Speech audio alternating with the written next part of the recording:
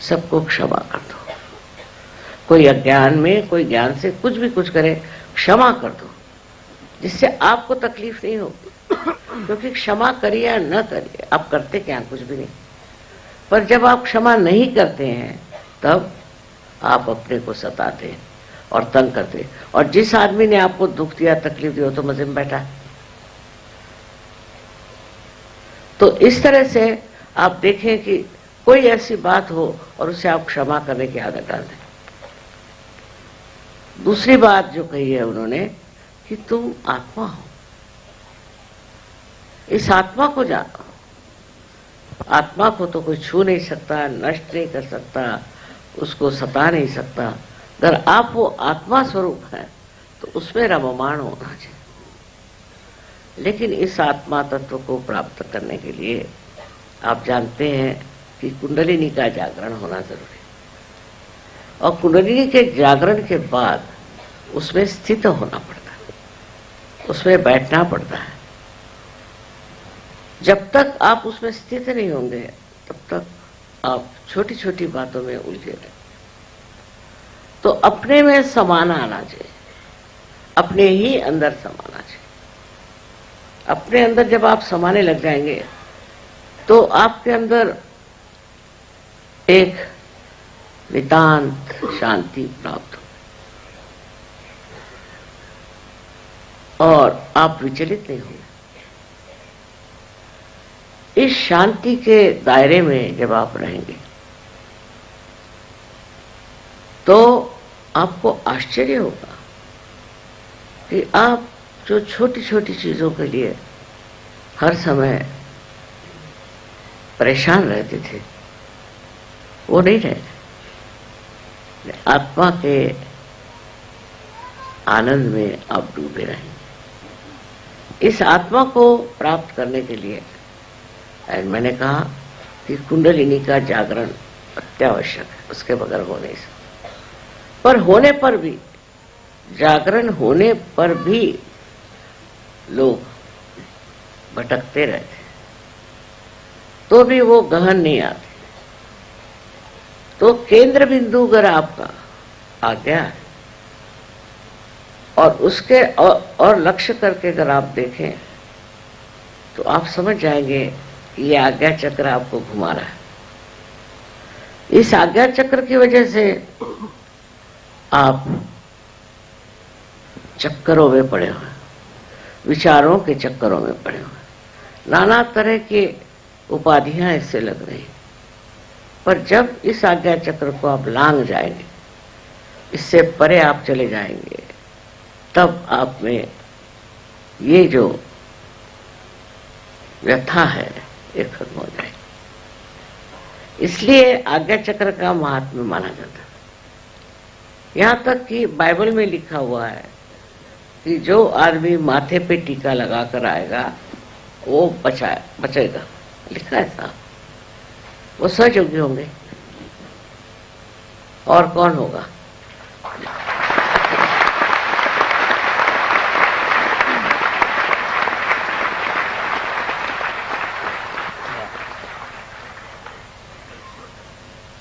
काम तो प्रचंड है। वो 12 आदमी थे, आप लोग हजारों हैं, लेकिन एक एक आदमी ने वहां जो मेहनत की है उसके एक सहस्त्रांश भी आप लोग करें तो न जाने कहां से कहां ये कार्य फैल सकता। अब मेरे लिए तो यही एक आधार है कि आप लोग सहयोग को बढ़ाएंगे और सारे विश्व में इसे फैलाएंगे। I'm sorry I had to speak in Hindi language because most of the people who are here are understanding Hindi only. When I am abroad, all the time I am speaking English, nothing else but English language. And then I want to have some change for a while. Regarding today's great advent of Sri Jesus Christ, I told them that he came on this earth with a very great mission. I would say one of the greatest vision, because he wanted to open the Agya Chakra, which was so constricted and could not be done before. For that he had to sacrifice his life. By that sacrifice only, the great Agya could be opened. He was aware of it. He knew that it has to happen, that he has to somehow accept this sacrifice. As it is, he was a divine personality. He had no problem in doing so, but he thought that could be some other way there by which you can open this Agya Chakra. But he had to sacrifice his life. And in that sacrifice, he has shown that if you have to rise above this mundane, superficial life, you have to, in a way, sacrifice. Sacrifice what? Sacrifice all your 6 enemies. But with the Kundalini awakening, all these 6 enemies completely get detached. Depends on how your Kundalini has risen. If she has risen in a perfect manner, then I have seen people at the first shot, they just become completely self-realized. Of course, there are very few, but they have been. While I see most of you have little problems, and for most of you it is the problem of the Agya Chakra. How do we get the Agya Chakra working so much is this, that we think as a reaction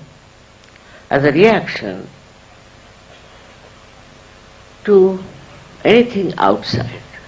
We react to everything. I see here all these lamps. I can react by saying, from where did they get all these?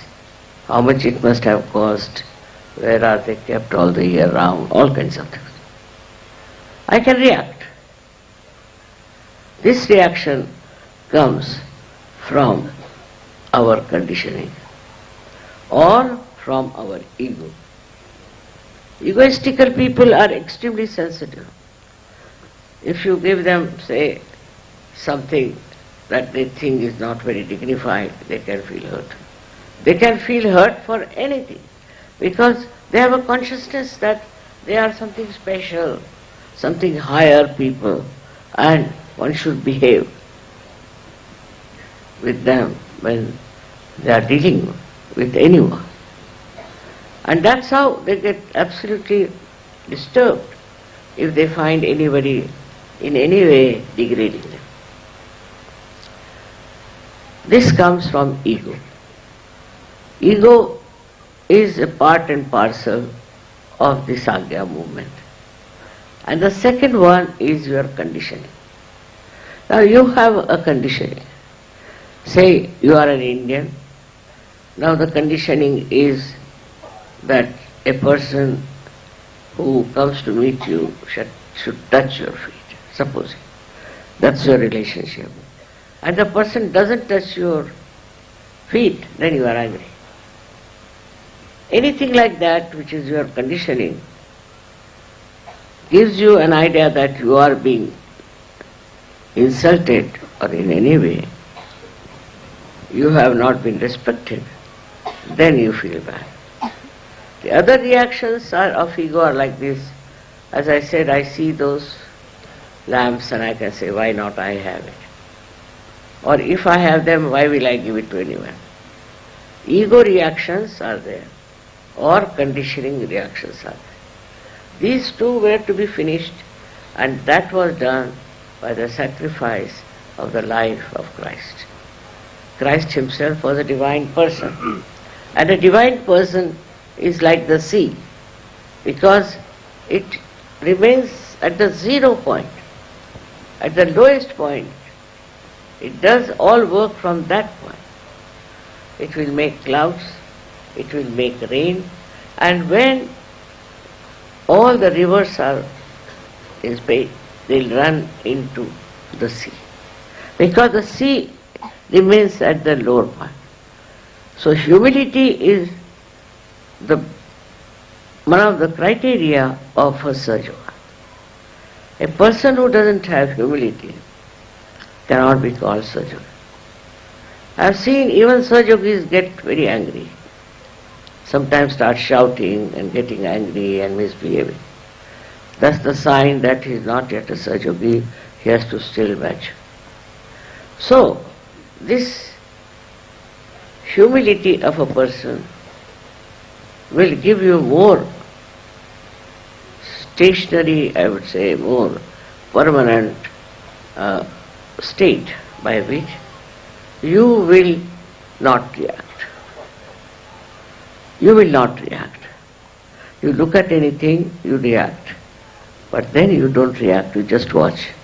And that is how the new state or witness state comes into.